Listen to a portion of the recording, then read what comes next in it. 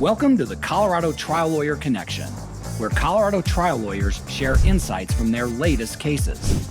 The pursuit of justice starts now. Welcome back, everyone. My name is Jerry Bowman, and I will be your host on today's episode of Colorado Trial Lawyer Connection. Now, if you listened to this podcast before, you are aware that the host and founder of the show is Keith Fuicelli.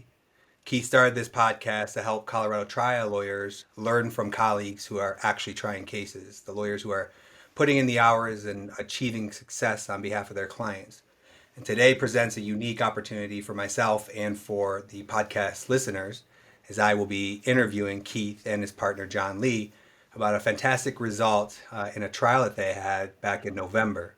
Keith, John, welcome to the show. Thanks. It's great to be here, although I will just say it wasn't really that fantastic of a result. It was a disappointing result, but I think the listeners may learn something from the less than desirable results that we all achieve from time to time. Yeah, Yes. That's true. Thanks for hosting, by the way, Jerry. We appreciate it. Absolutely. And before we even talk about that case, I'd like to get a little background information about both of you. And John, I'll start with you. Why did you choose law as your career?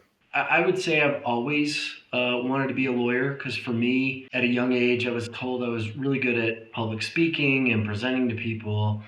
And so I was drawn to the courtroom. And so I basically spent the early years of my career learning how to navigate trial work and the courtroom and, present evidence and cross-examine witnesses, that kind of thing. And it basically led me to this point. And John, you worked as a prosecutor in Jefferson County, right? That's right. Yeah. So my first job out of law school, and I would highly recommend it for anyone that wants to be a litigator, I clerked for a district court judge. So I was his bailiff. I was also his, right-hand person when it came to drafting orders and researching motions for him. Great experience. Did not pay a whole lot of money, but man, I made up so much of it in experience.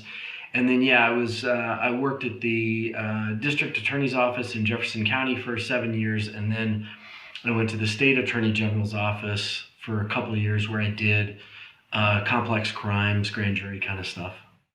And how did your experience in Jefferson County prepare you for your work in personal injury? Well, as a prosecutor, much like as a plaintiff's lawyer, you have the burden of proof. And so it taught me how to put together a case, how to present evidence. I'm very comfortable in the courtroom, and it helped me also develop that skill of being able to think quickly on my feet and quickly pivot if something doesn't go our way, or if something is going our way, how to navigate that and keep going. That's great. And Keith, you also worked in kind of the public sector as well, correct? I did. I was also prosecutor for not nearly as long, but about 4.5 years. Okay. And how was that experience? It was awesome. I said that, and I will say it was one of the most fun jobs I had until I started sending people to prison. And then it was just so serious. And frankly, I became kind of disenfranchised by the system. And I was eager to leave. And I always knew I wanted to do civil litigation. And Keith, a special congratulations to you. I mean, you were inducted into a BOTA recently, correct? It's true. And I'm really proud about that. The reason I'm most proud about it is the sort of founding principle of civility in what we do. So I was at a dinner recently for like the induction thing, and with all of these defense lawyers that I've literally gone to war with against, and they were so nice and everybody's nice. And so it is a great organization. And I would strongly encourage anyone to reach out to other members. Once you qualify, you have to have 10 civil jury trials. Once you hit that mark, reach out to other members of a BOTA, and it's a fabulous organization. Yeah, congratulations on that. How did Thanks. the two of you become partners? Well, we practiced together at the DA's office, and it was sort of, I would say it was kind of happenstance when I knew I wanted to start a firm. I think John was also looking to get out and start, and it's just easier doing it with someone else than doing it on your own. John, what do you think? Yeah, no, I agree. We had worked together at the DA's office and then kind of gone our separate ways. And then I remember, I think I was going to court and Keith was going to either a mediation or a deposition, and we ran into each other on the 16th Street Mall shuttle and started talking. And I think we exchanged numbers again, and it kind of went from there. John, what would you say the most rewarding part of being partners with Keith has been? I object to that question. I mean, you've worked with Keith before. There are few lawyers that have his passion and his energy, and that becomes contagious very quickly. And so, yeah, when we're working through human resources issues, because now we've got 5 lawyers that work with us and dozens of support staff. Whether it's a human resources issue or insurance bad faith or this trial, like Keith brings the energy and the passion all the time. It's pretty amazing. Yes, I agree with that. I feel like a lot of the focus of your firm is on litigation. How do you decide which cases are going to be going into litigation? We sort of have one of our core values is full compensation every client every time. And I know it sounds kind of like lip service, but it's not lip service. And so when we have cases in pre-litigation and we know that the case is worth significantly more, so it makes sense for the client to put it in litigation and go to trial, then we do that. And I would say the other thing is we look for cases to try. And so we're always on the lookout for, and I'll be candid, we have, is this a trial case or is it not? And sometimes we put cases into litigation that are not trial cases, and you sort of know that. But finding those cases that this is a trial case, this is a case I want to try, we are constantly looking for those cases. And John, to dovetail off that, how do you decide who will be managing the case once it's in litigation? So that's a good question. Keith takes a large role in our firm when it comes to litigated cases. We have litigation meetings every 3 to 4 weeks where we go through everyone's cases that's in litigation. And so a lot of times, if either Keith or I are not on the case, we'll offer to jump on or help out the other attorney if we think that they need it. But typically, Keith runs those meetings and kind of helps navigate and guide all the rest of us. Okay. And that brings us to the case that we're here to talk about. The two of you tried this case in November of 2023, right? Yes. Yep. Okay, let's lay the foundation for the listeners. Start off with jurisdiction. Which court was it? Jefferson County. Let's talk about Jefferson County. What has been your experience in Jefferson County, Keith?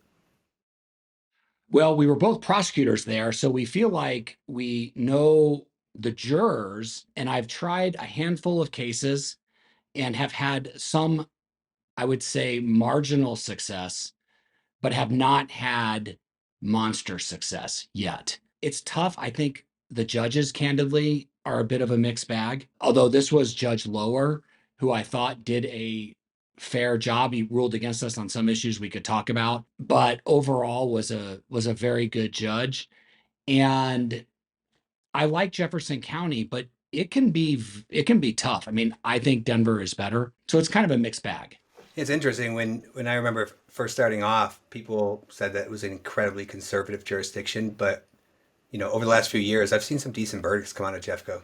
Yeah, I mean, it's like a third, a third, a third in terms of Republican, Democrat, and you kind of have a third, a third, a third in ages. So it really is sort of a mixed bag. I definitely think you can get fair, big, just verdicts. I have had some success getting sort of close.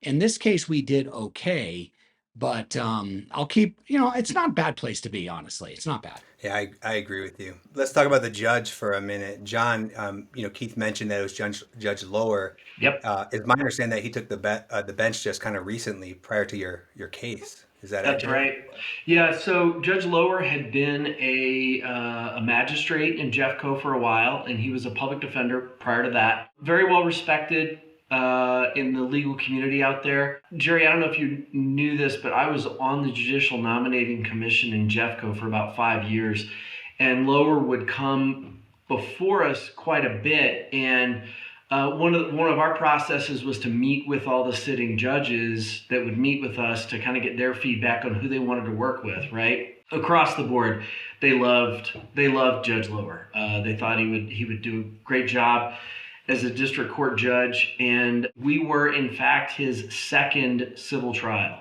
He had done one trial before us, and we were the second one. And I agree with Keith. I think he was fair. I think he did a pretty good job of calling balls and strikes. He did rule against us on some things, but he also gave us some really good rulings when it came to the jury instructions. So I would definitely try a case in front of him again. And before I ask about his rulings, let me ask this. Do you think his experience as a public defender had any kind of impact on how he ruled in the case? Yeah, I think so, because he was so the defense, predictably, as they always do, filed a bunch of motions in limine to try and limit what we could talk about. And, we don't want him to ask about this and we don't want him to ask about that. Well, Lower's experiences as a public defender where you don't always get to do that, and you've got to cross-examine witnesses. And that was kind of Lower's thing, was like, well, I'm not going to stop him from saying it. You need to cross-examine those witnesses about that and get the information out that way, And so, yeah, I think from that perspective, I think it affected his rulings. He also is a taskmaster. We were there at 8:00 and we were there until 5:00 every day. And I think that goes back to his public defender experience. Like when we're in trial, we're in trial. We're not messing around doing other stuff. I love that. I mean, that's great when cases can be handled like that. Yeah. Keith, tell me about the rulings. This will be very useful for the listeners because in hindsight, we made a mistake. This case had been continued once. And in the first trial setting, where you have to provide your exhibit and witness list, we sort of listed everyone as may call witnesses. First trial setting. Second trial setting, one of the treaters in this case was Dr. Allison Gray. And many of our listeners know that there was a period of time she was completely unavailable dealing with issues with her daughter. Well, she became available for the continued trial. And I think that she's a phenomenal witness and would have been critical in this case. So in that second trial setting, we didn't list her as a may call witness. And so about, I don't know if it was a month or 3 weeks before trial, we said, well, we're going to call her because it was in that pre-trial scramble of witnesses, and all of a sudden it's like, oh my gosh, she's available. Are you kidding me? She can testify. This is great. So we let everybody know. And opposing counsels, Brad Ross Shannon, which I'm happy to talk about, Brad, objected to us calling Dr. Gray. And to my surprise, Judge Lower did not allow us to call Dr. Gray because she wasn't on the second witness list as a may call witness. And so that was one ruling that was difficult. And then another ruling that just occurred. The end result of this case was a 55-45 comparative fault analysis where our client was assessed 45% comparative fault for the defendant rear-ending her. We could talk about that all we want. And what he did is he took all of our costs that were submitted, which were more than $200,000 on this case, by the way, excluded some, but not much, and then took the remaining and just gave us 55% of the remaining costs. So we have filed a motion for reconsideration. I don't know if that's something worth taking to the Court of Appeals because I don't really know how clear that is. But that was another issue that I felt like he could have ruled in our favor as easily as he ruled against us. Yeah, that's a challenge right there. But it sounds like Judge Laura also did some surprising moves as well. I think there was a jury instruction that you got in. Yes, there was at least the BNSF railway instruction. For our listeners, it is an amazing case that details when you give the aggravation instruction and the eggshell instruction, and basically stands for the proposition that you don't get an aggravation instruction for asymptomatic pre-existing conditions. And he is the first judge. And I have tried to have that instruction given probably 4 or 5 times, and he is the first judge that gave that instruction. So I thought that was pretty awesome. Wow, yeah, that is a good ruling there. You mentioned Brad Ross Shannon. John, tell me about your experience with Brad Ross Shannon. Brad's very polite. He's actually, I think Keith and I worked pretty well together with him. He finds his issues. No one will know the medical records and the ins and outs of every single thing your client has ever said than Brad Ross Shannon. His attention to detail is, it's really admirable. I mean, I got to give it to him. He would find the smallest inconsistencies in in things that would be in our client's medical records, or even in records from years prior, and then blow it up to make it seem like this is evidence that she is not telling the truth. One example was our client had said that because of her injuries, she was not able to run as much as she used to. She'd be an avid runner. She'd run all the time, for distance and for time, and she'd go with her kids. Her kids would bike with her when she would run. And so she made mention in some appointment that she felt like she had gained weight because she wasn't able to run. Well, Brad found some licensing document from 4 years prior. And this is not a doctor's report or some time where she would have stepped on a scale, right? This was like some licensing application where she put down a weight, and it was the weight that she was at, that she was claiming to have been, that she gained weight to get to that weight. And he rode that horse all through trial, and I will hand it to him. You'd better be ready, because he will find any and every inconsistency and use that to make it look like your client is not being 100% honest. And Keith, this isn't the first case that you tried against Brad Ross Shannon, right? It was the first time that we actually went to trial. I've had other cases that I've litigated, but something that I think we knew that is what we were dealing with. Like all of our listeners know, they all know that is what they're going to be dealing with Brad.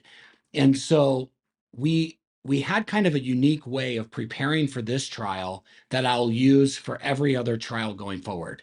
And it was this. So the first thing is, this case was exceptionally complicated from a treatment and medical standpoint.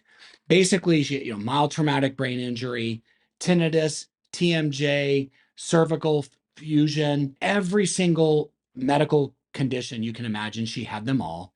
She had pre-existing everything and had like 15 different medical providers.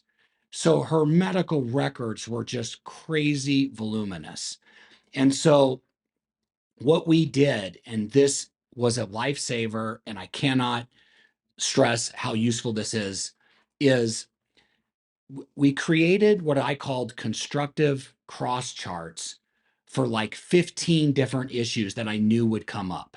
Things like the surgery didn't work, or the tinnitus, or the TMJ. And what we did, and this is how we do it, and I would love to hear if there's a better way to do it, because I want to get better at this, is every medical provider, their records are an exhibit by provider, chronologically in order, Bates numbered. And so we create this document called the trial medical chart, which is essentially all of the medical treatment in chronological order that has a summary. And as we're going through the painstaking task of creating and filling in that chart, which involves reading with a fine-tooth comb every single medical record, I created all these different charts at trial that had the exhibit and page number with the specific medical record. And there's I think a real skill to it, in the sense that you don't want too much information. You want just the right amount of information. So what I had at counsel table was only a 3-ring binder that was maybe an inch or an inch and a half thick. That was the various constructive The first one was the main trial medical chart, and below that were constructive charts for every issue that I knew would come up.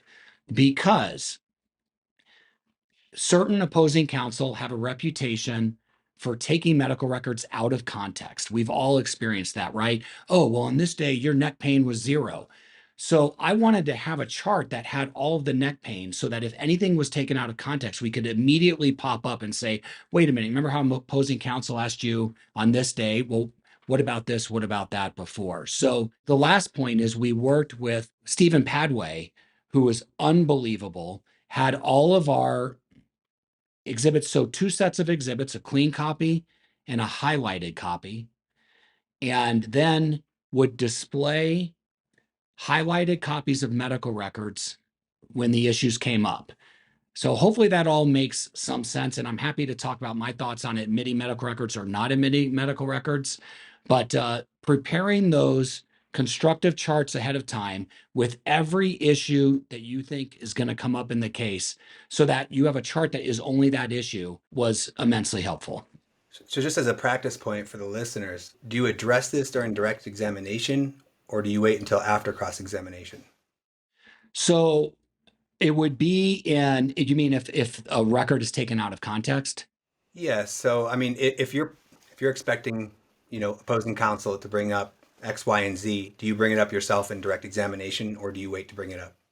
Well, if there's an issue, I think, of course, if there's a problem, we want to be the ones to bring it up. But I will say, with this context, in context, out of context, the whole Keith Mitnick thing, I think it starts in voir dire. So we made kind of a commitment that in cases like this, it's really important to take everything in its context and start that in voir dire. And then in redirect, if opposing counsel makes the mistake of taking something blatantly out of context, and Brad's very good. So I'm not accusing Brad of doing this. I think some people do it more egregiously. It's really risky for the defense because they can lose a lot of credibility really quickly. Okay, well, that was some really good background. I'd like to hear a little bit about the case. John, why don't you tell the listeners what happened in the accident?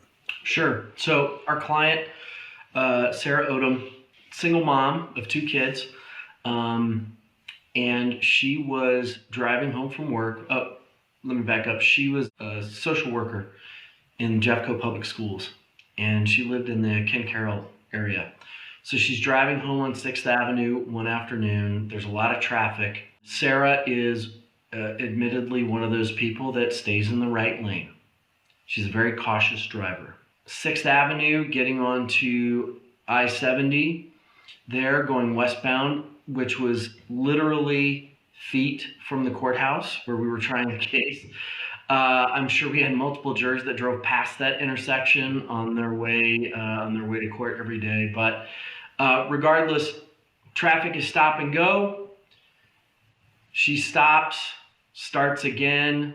Traffic stops, so she stops a second time, and she's rear-ended by the defendant. Now, the black box data showed that in that second stop, that her ABS kicked on for, Keith, how long was it? 0.2 of a second?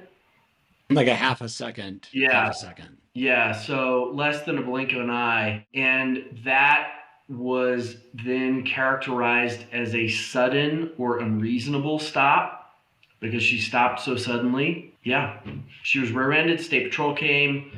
State Patrol issued a ticket to the other driver. So was liability ever accepted in the case? No. No. Okay. So they were citing comparative negligence the entire time. Right, and the defense's theory was that Sarah made a sudden and unreasonable stop, that she basically stomped on her brakes more than she should have, and so their client, the defendant, was being safe and maintaining a safe distance, and if she had just stopped like with the flow of traffic like everybody else, it would have been fine. Yeah, and he wouldn't have hit her. So we're gonna get a little bit more into the black box data in a little bit, but outside of that, was there any other evidence that supported liability against the tortfeasor? Witnesses, cameras, anything like that? No, there was not. We did have Guy Barbera do a reconstruction, and he also did a video which I thought was extremely helpful. Keith, if you remember, that was another one the judge would not let us get into evidence because while it was demonstrative, the judge thought it could be misleading because we couldn't exactly recreate the traffic conditions and so on and so forth. Interesting. And did you hire a guy in pre-litigation or during litigation? I think it was in litigation when the defense wanted to get the black box data. So one of the things is not a whole lot of visible property damage to our client's car. Client drove her car home that day. So when you start to put this together with the concussion piece, it's a field day for defense lawyers to fight every single issue in the case. Did Yeah. she have a trailer hitch on her vehicle? She did, and we addressed the. They hired what's his notorious face? Jubal Who was the Hammernick. Jubal Hammerneck, who was literally yelling at me in trial. I swear to God. So I felt like I won the day that day because he was literally yelling at me. And he cited in his paper the trailer hitch, but then tried to say, "Oh well, this is not really a real trailer." I don't even remember his excuse for the trailer hitch, but yes, she did have a trailer hitch. How do you typically combat that when there's a trailer hitch? It kind of limits the property damage that you see on the bumper. How do you deal with that typically? Yeah, I think it's a work in progress how to deal with that because, in some respect, the more you talk about it, the more you're putting fuel on the fire.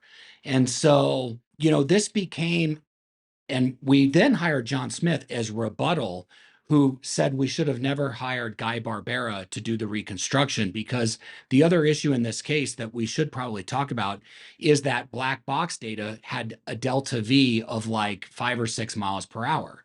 And so, the defense is sort of look, it is uncontroverted that this was a 5 or 6 mile per hour change in velocity, like backing into I know all of our listeners have heard this a million times. John Smith's position is that that is not reliable and you should never rely upon black box data for delta V. But then we are in this weird situation of do we call John Smith, who disagrees with our original accident reconstructionist, and then now they're saying, well, now they're accident reconstruction shopping. I mean, it created issues, and in hindsight, at some point, we should talk about mistakes that were made by us strategically that we hope not make again. But in our defense, it was a complicated case. I think the fact that our client hit the brakes so hard or ABS kicked on, it's easy for us to sort of poo-poo that defense, but that's a legit scary defense that people need to take seriously. Did you get a chance to speak with the jurors afterwards? No, not the jurors. No. And we also ran John Campbell big data on this case, which was very instructive and turned out to be prophetic, I think, too, Okay. honestly. And we're going to talk about that in a little bit. Now, before we get into all that, let's talk about your client's injuries, which you mentioned a few of them, but can you just remind the listeners what happened to your client in the accident? Yeah, sure. So she went home, fell asleep that night, went to work the next day, but was feeling so bad she left and then went to the urgent care where she was not diagnosed with concussion. It was mainly neck and back issues at that time, headache issues. Now, she did complain of a headache at urgent care. Then spoke with her dad, who happened to be like a primary care physician, and he's like, "You're concussed." She then goes a couple days later to her primary care doctor, all through Kaiser, who then diagnoses a concussion. And really, the concussion was the biggest ongoing issue for her. And it was one of these completely legitimate post concussive syndrome cases. Our client, by the way, is so lovely. She's just the most amazing human. I really fell in love with her and her story. She would work weekends to make up for cognitive deficits that she had. So really that was the main issue, was the concussion That's and amazing. It's amazing cervical when we fusion have, too. sorry, I didn't mean to cut you off, Keith. It's amazing when No. we have good clients with good stories, and it sounds like you had a good one here. John, let me ask you this. Because she didn't go to the ER on the date of the accident, but she went to the urgent care the next day, did you find any issues with her saying that she didn't suffer a loss of consciousness at the scene? Well, she did have retrograde amnesia. She did say that there were a lot of parts of the crash that she couldn't remember. So that was actually in our favor. But of course, that didn't surface until later, I think, because of course no one asked her about it until there was actually a concussion. And did your client have any prior cognitive issues? Cognitive issues, no, but she was very active, and so she had prior. I think she had had a concussion before, and then she was in a snowboarding crash in, what was it, Keith, like 2016, Yeah. and claimed to have hit her head, and so that was a prior issue as well. And did that get surfaced during the trial? Did the jury hear Oh, about that? oh yeah, absolutely, absolutely. There were a couple other issues on the concussion piece that I think are important. So the client didn't remember pulling her car off to the side of the road and was consistent all along with that. And one of the things that we found was she took her car to the mechanic either the day of or the next day after the crash. And the mechanic remembered her, and the mechanic remembered her slurring her speech. So we were like, oh my gosh, we have he testified at trial and he was great and he was credible. So we have the client slurring her speech, the day after the crash. So we felt like going into this case, the brain injury piece of the case was strong. And I'm sure all of our listeners are listening to it thinking, gosh, that sure does sound really strong. And I guess all I will say is the post-concussive syndrome cases, the MTBI cases, are so difficult. They're so difficult, but we'll keep trying and figure out a way to somehow prove what we know is true. Well, and remember, Keith, we also had the neighbor who ended up taking her to urgent care because she couldn't drive herself. She couldn't stand the light. She couldn't stand she like had her hands over her ears because she couldn't stand the noise, and like every little bump in the road was difficult for her. I mean, the lay witnesses that we had within the first 72 hours of this crash were incredible. And Yeah. and I mean, and I thought they all did a great job. I don't think that the defense scored many points with any of them. But again, going back to what Keith said, it just goes to show how difficult these cases can be. Because even with all those great facts on the front end, with the verdict, it was kind of clear the jury was a little skeptical. Look, brain injury cases are always difficult. You're talking about an invisible injury, and when you have lay witnesses who are there kind of early on to support, your version of the facts, it's amazing. So at least you had that going forward. It sounds like you had a good opportunity with them. Yeah.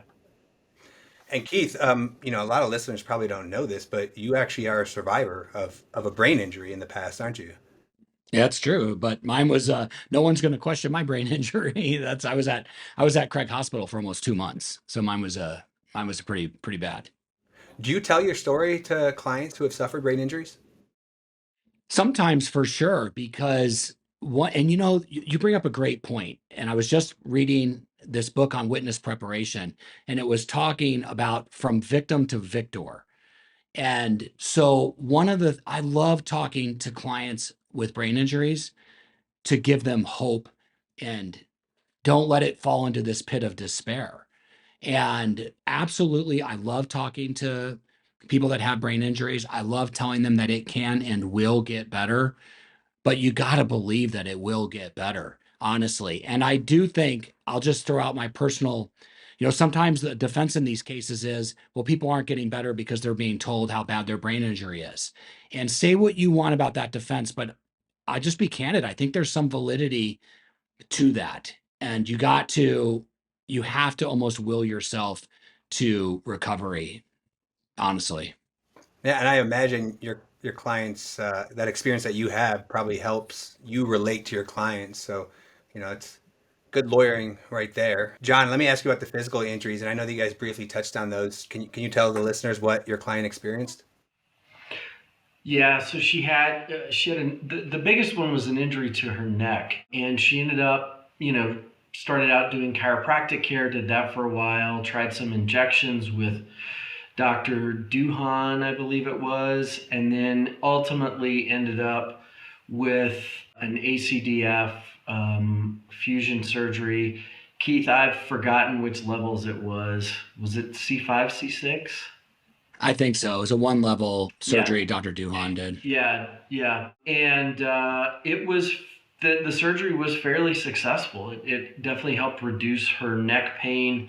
It also helped. She also had horrible migraine headaches that were fairly debilitating. And that was, now that we're talking about the trial, that was, I think that was one of the sadder parts of the trial, was when her son testified about how the headaches had affected home life and their relationship. She was a single mom that really wanted to have dinner with her kids every night. They would play games. On the weekends, they would go hiking, they would go biking, they were a very outdoors active family. And after the crash, all of that stopped. It stopped because with the migraine headaches, she would have to take her medication and go to bed. That was it. Other than that, I want to say there were some other minor injuries that resolved. There was TMJ that got better with the device. And Keith, I can't remember any of the other physical injuries. You want to jump in? Yeah, I mean, it was the TMJ issue, tinnitus. There was vestibular issues. So there was a lot of treatment that was done through the concussion clinic.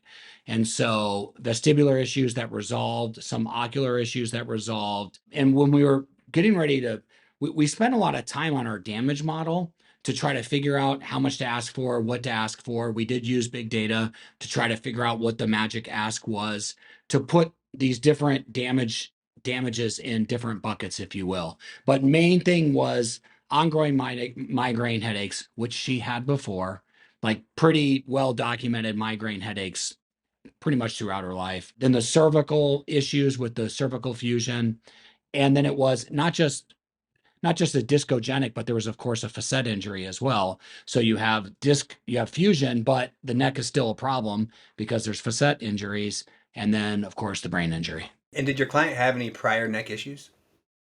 Yes. Well, yes, because of the time she fell snowboarding, where she like caught an edge, fell back, and her neck hurt. And actually, she had treated with a chiropractor for a short period of time, I think. Am I wrong about that, John? I thought there was a short chiropractic stint of neck injury 2 or 3 years before the crash.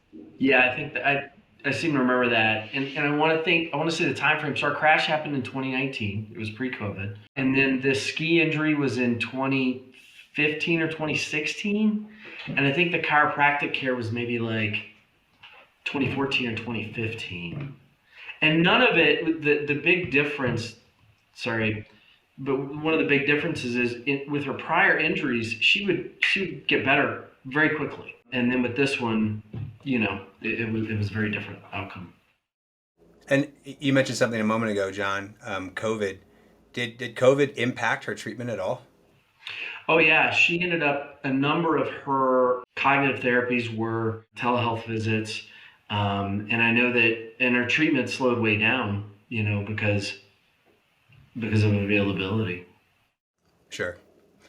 Keith, you mentioned big data now a couple times. Can you tell the listeners what you're referring to?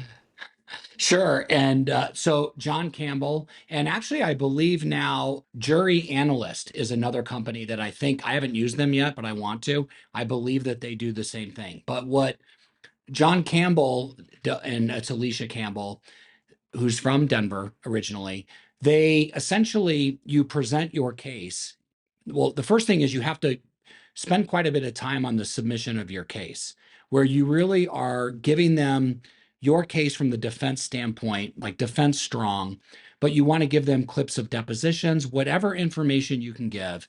And then they essentially focus group your case to hundreds of people. So they present your case to 200, 300 people, and you get sort of a blotter chart of common responses, what people think about it. And so, for example, in this case, we learned that younger jurors were not good for us, especially on the liability piece. And the younger jurors were much more likely to blame our client versus older jurors. 60-year-old jurors think, well, you got rear-ended. It's not your fault. Watch out what's in front of you. And that was how we tried to frame it. We knew that Brad is the master of defeating rear-end liability cases. I knew that. And we tried to frame the negligence as not leaving enough space between you and the car in front of you. So if you have to stop for whatever reason, you are able to do so without hitting that car. But anyway, back to big data. The other thing that you can do is we had 3 different damage models because sometimes you obviously ask for too much, that can hurt you. But if you ask for too little, that can hurt you as well on the liability piece. So we ran 3 different damage models. We figured out which damage model worked best. And I think we asked candidly for $8 million, I think is what we ended up asking for here. And big data was very useful. It costs about $20,000 or $25,000 to do. And it wasn't your first time going with big data.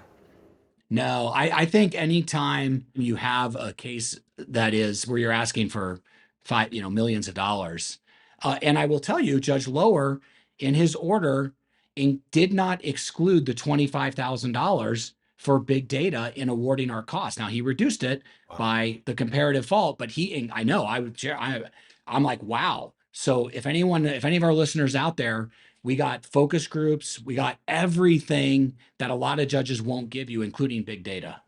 And can you tell the listeners a little bit about the difference that you see between the focus groups that you probably ran before on your own versus big data?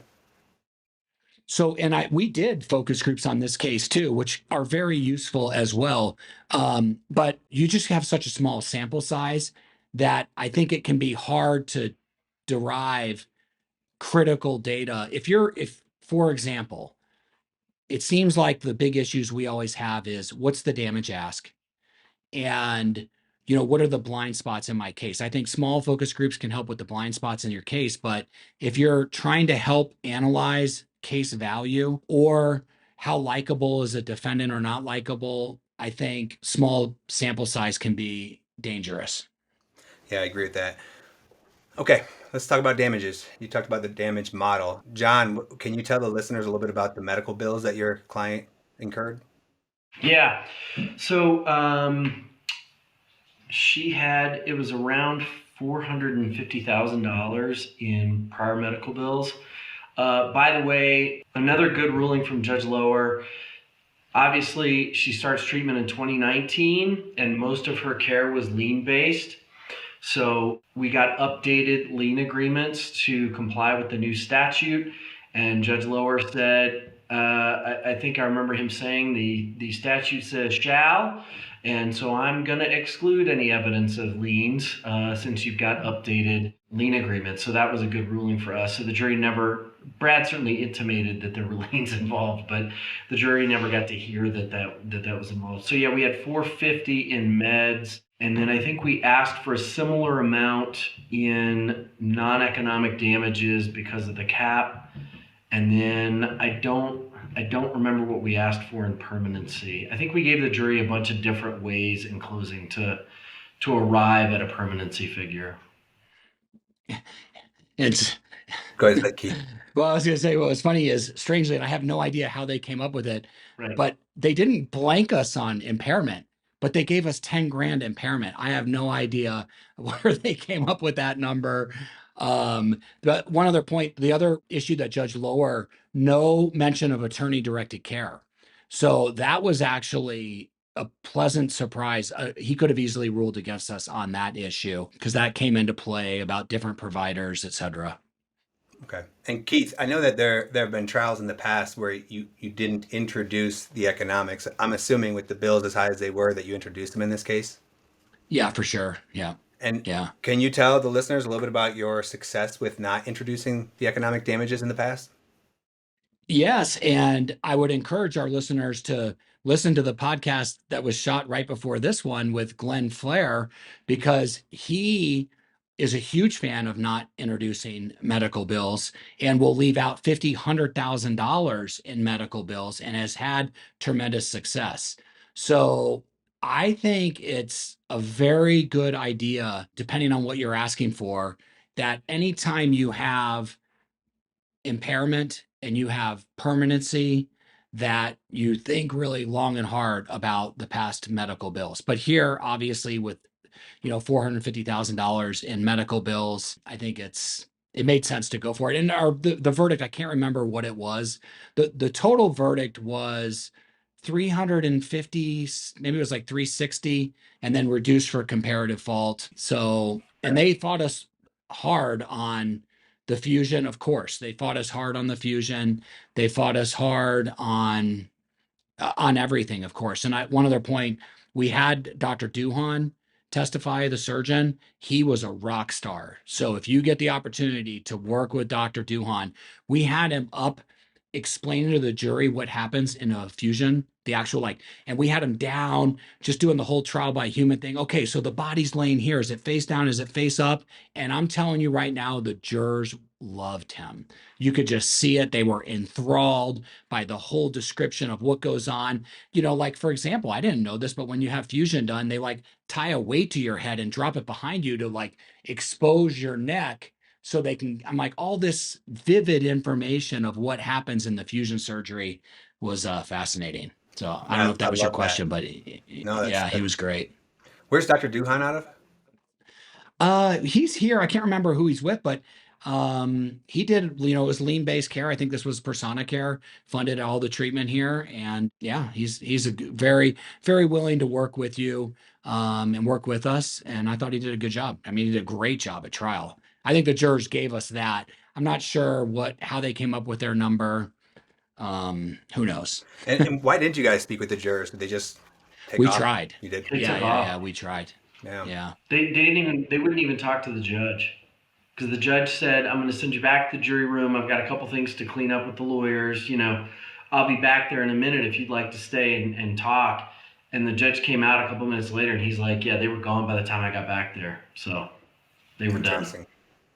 In the trial that Alana and I had in Jeffco last year, we didn't get to talk to the jurors, but I actually sent them a letter asking Ooh. them to contact me, and two of them did. We had a conversation with them, probably 5 months after the fact, and learned some really interesting things, but we didn't get a chance to speak with them after the trial either. Wow. That's fascinating. Yeah. All right. Tell me how the trial was managed, the work. I guess I would say I was first chair on the trial. And so just divvied up witnesses. I did voir dire and opening. John did first closing. I did rebuttal close, and just kind of divvied up the work from there. Just kind of went with it. Who handled voir dire? I'm sorry. I did. How much time did you have? 30 minutes voir dire. Was that Yeah. automatic, or did you have to motion the court for more time? I think we did motion for more time, and he gave us an extra 10 minutes, and he did give us 45 minutes for opening, which was nice because we needed it. This was a 6-day trial. I mean, it was a bear. There was just so much. And Brad, by the way, will use as much time, whatever time you use, he's going to equal it on his crosses. And I think he does that intentionally, honestly. So it was just painful at times to just this trial just, so no wonder the jurors took off. They were done. They did not want to talk to anybody. They're out of there. I know the trend in recent times has been in asking the court for kind of a mini opening during voir dire. Did you do that? Tried and was denied. Okay. What specific issues did you address during your voir dire? So trying to think now. Definitely wanting to talk about burden of proof, for sure, burden of proof, and for sure, I can't remember. It's funny that I am stumped now on what we talked about in voir dire. I know you did I know I spent a ton of time. You did the Mitnick bias stuff about, if you were picked for a pie eating contest. Yeah, I did that, and I think you felt him out for being able to award millions of dollars for non-economics and permanency. Yeah. Okay. And then, John, you handled the opening? No, I did first close. Keith and I think that's one thing we learned as prosecutors is that whomever does voir dire usually has a good connection with the jury. So I think it's awkward when then someone else gets up and does opening. because you have this person that just established a connection with him, and now someone else is getting up. Especially when you have a case like us where you only really have one lawyer on the other side trying the case. So Keith did the opening as well. And Keith, for your opening, do you use a PowerPoint? Yeah, for sure. And worked with Stephen Padway on coming up with the PowerPoint. I think, honestly, I think in this day and age, it's almost a necessity, especially in a case that's complicated like this. Jurors want to be entertained. So spend a lot of time on the opening and the PowerPoint for sure. And do you Yeah. tell the jurors the amount that you're going to be asking for at the end of your opening? Sometimes yes, and sometimes no. I can't remember if we did here. I think it was maybe millions, but then we don't want to be tied. There's this whole thought about if you want to be tied to the number or not, depending on what happens. But I think in this case, I do try to condition the jurors from voir dire and on that we're going to be asking for millions of dollars to sort of get that buy-in. And I still will continue to do that. I might change when in voir dire I bring up the millions of dollars. I heard Kurt Zahner recently say that he's putting it at the end of voir dire when he's built up some credibility. But as far as the specific dollar amount in opening, I'm not sure I said the specific dollar amount, or just if I had mentioned it in voir dire, I think that's enough. And then they sort of know, they kind of know what's coming. Okay. And you mentioned Steve Padwell. Was that your AV guy? Yes, for sure. And he is wonderful, and I highly recommend him to everyone. What company does he work for? Is it? I think it's Visual Advantage. I apologize that I can't think of his company right at the tip of my tongue. Trial Elite Trial Elite Trial Consultants Yep. is who it is, and he's very very good. And they have a whole team, and like just the in courtroom presentation, working with him. And I will tell you one thing about working with Stephen in particular is he's probably observed more trials than anyone in this state. So you can talk to him about what's going to work, what's not, almost like a trial consultant standpoint going into trial, hugely beneficial, let alone if he's watching your trial and, can kind of give you a feel for what's going on in the trial. And I'll tell the listeners, I came and watched your closing and I loved how it was set up. I loved, kind of what he did. And specifically, John, when you were closing, I saw where you put your computer and it was, directly where the jurors couldn't see. And so when you were speaking, you flowed so nicely. So the PowerPoint was being presented and they could see you and you were looking at them as well. And I thought that was great. Yeah, it was almost like a cheat code because now with PowerPoint you can put notes, so it can give you the prompts to remember, and you're not just standing there reading a PowerPoint. You're actually making an argument. So yeah, it was phenomenal. I agree. It's nice to have that crutch to fall back on if you need it, but you didn't need it. You did a great job regardless. So Thank nice you. work there. Let me ask you guys this. You split closing. Tell me the rationale for that. Yeah, I don't know. I've sort of always done that. I might revisit that because it might make sense to have one person do both closings. I think it's just like from back in the day, it was the DA's office. It was always split closings. But I got to be honest, I think if there is a true first chair, maybe the first chair does voir dire and opening and both closings. I think that makes a lot of sense, especially if there's any thought that that person has developed a relationship with the jury, honestly. Yeah, I agree with that actually. It's kind of a work in progress too, though, to see what works. And I mean, it worked for you guys before, and I thought you guys did a great job with this one as well. I know that we are probably going over on time, but let me ask a couple more questions about the trial strategy. When did you put your client on to testify? That's a good, I want to say, generally in the middle. Um, She ended up being one of our last witnesses, I think. hmm. And tell the listeners what you do to prepare your client for trial.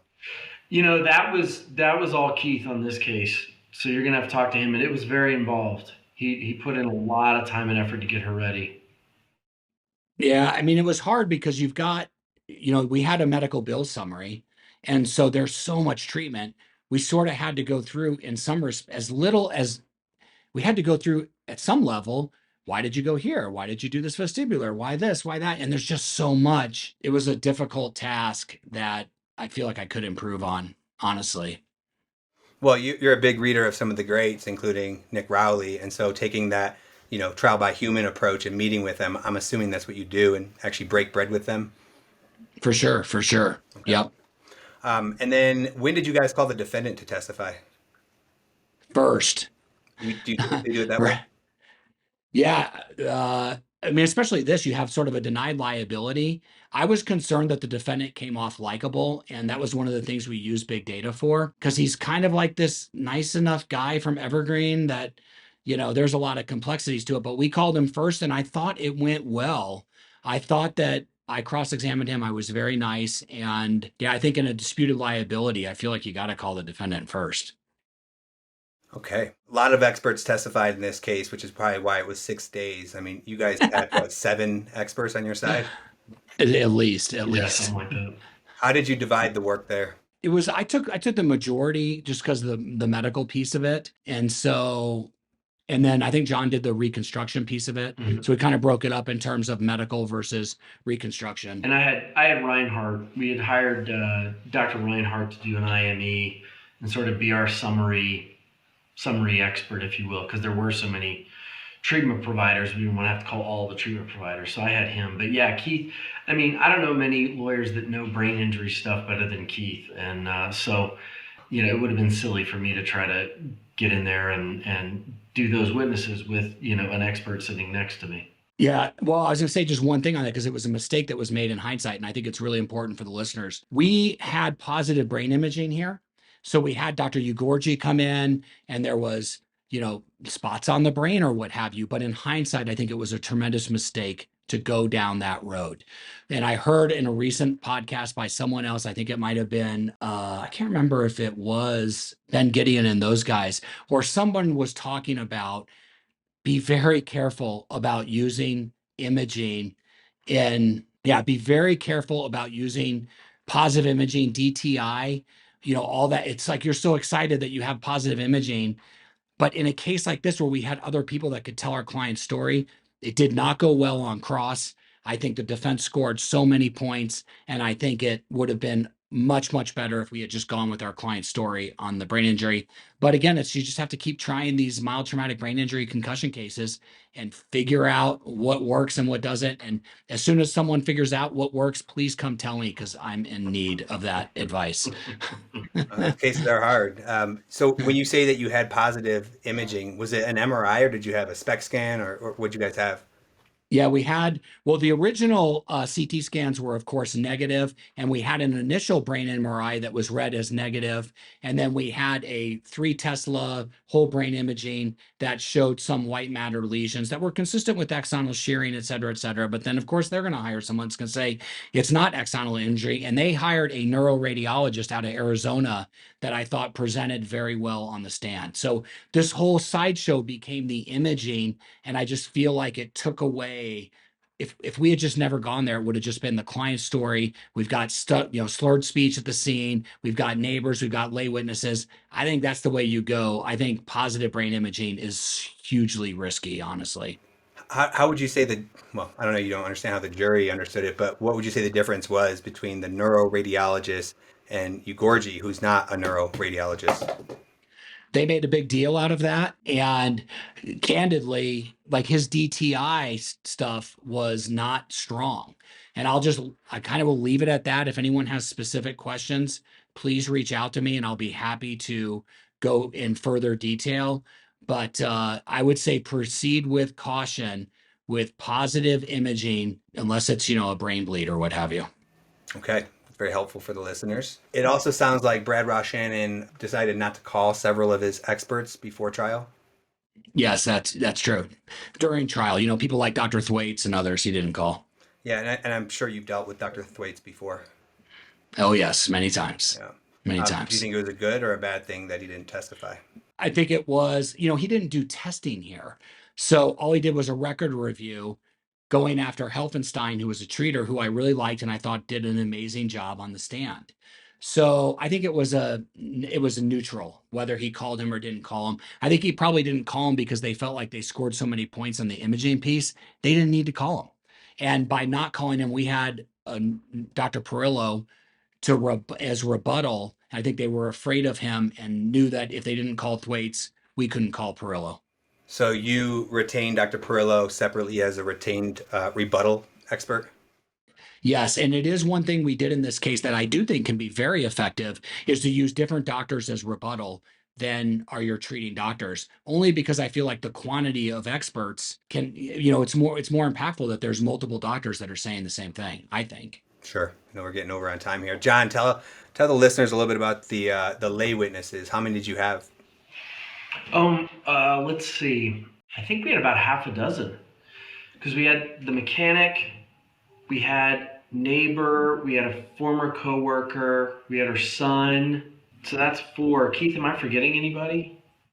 And I think that sounds about right. And one other friend, we had one other friend. That's right. That's right. And they were all pretty consistent that there were two different Sarah Odoms. There was the one from before the crash and then the one after the crash. And then of course we also had, eyewitnesses in the mechanic who had actually seen her before. She had been in a car crash where I think her car got hit when she wasn't in it a couple years before, and he remembered her because she was such a nice and pleasant person, and because she was so different when she showed up that day. Her son testified. That was a very emotional testimony, talking about his mom and how things were different with her. We had Sarah leave the courtroom for that while her son testified.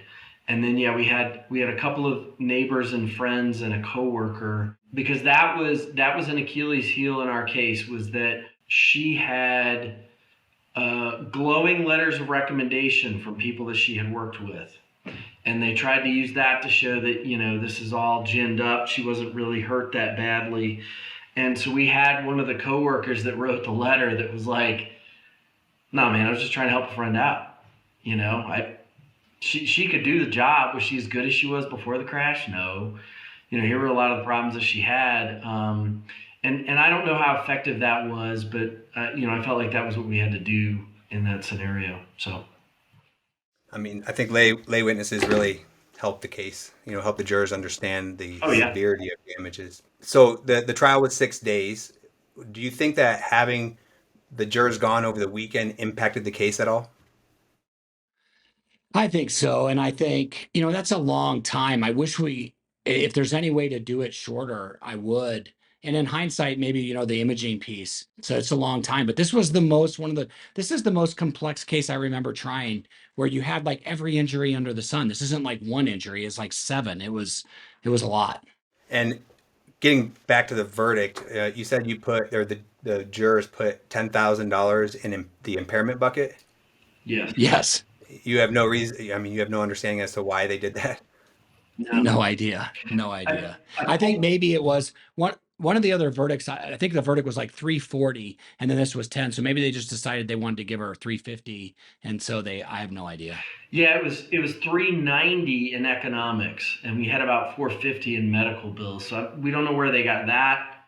10,000 in impairment, and then 56,000 in non-economics. Interesting. And Yeah. Keith, I know that in the past you've had success having jurors put more money in the impairment bucket. And I will tell the listeners that he does a great closing, has some great slides. If you're ever interested, I'm sure he'll share that with you. But talk to the listeners a little bit about that aspect of closing and what you did to try to get the jurors to understand the impairment. Yeah, I mean, we just talk about it as physical impairment. You can't say that enough during trial. Everything is physical impairment, physical impairment. And then I try to put a cap. We don't want a penny more than X amount of money in non-economics. This is really about the impairment, impairment, impairment. The issue that's a challenge in mild traumatic brain injury cases is, I think, if the jurors don't believe your client has cognitive impairment, then you're going to get blanked on that, which I have gotten zero. But in other cases, we've gotten 1.4 million. So that it's case specific, and I think with cognitive impairment, it's especially difficult to thread that needle, if you will. Well, Yeah. guys, I commend you for advocating on behalf of your clients. I think that's great. Always been inspired by both of you. So really appreciate you taking the time and letting me host your show, Keith. It's been a real honor to sit down with both of you and ask you questions about your experiences and this trial. So thank you. Thank you for co-hosting, and thanks for all you do, Jerry. I really appreciate it. Yeah, thanks, That's all Jerry. for today, I think, right? Thanks for Uh, joining us, folks. all right, I don't know if you have thanks. a closing like tag or something, but No, there's Colt. Colt wants to make an yeah. appearance. You want to see him? Yeah, I want to see Yeah, him. I well, haven't had a chance to see him yet. come here, little guy. He So what is been he a spitting month it up. old or not He's yet? 3 months now. Look how big this little guy is. 3 months? Oh my God. And I haven't even been, Dude. and you live next door to me and I haven't been over. Oh, I'm a bad friend. Yep. So Colt thanks you guys as well. Okay. All right. Thank you for joining us. We hope you've gained valuable insights and inspiration from today's Courtroom Warriors. And thank you for being in the arena. Make sure to subscribe and join us next time as we continue to dissect real cases and learn from Colorado's top trial lawyers. Our mission is to empower our legal community, helping us to become better trial lawyers to effectively represent our clients. Keep your connection to Colorado's best trial lawyers alive at www.thectlc.com.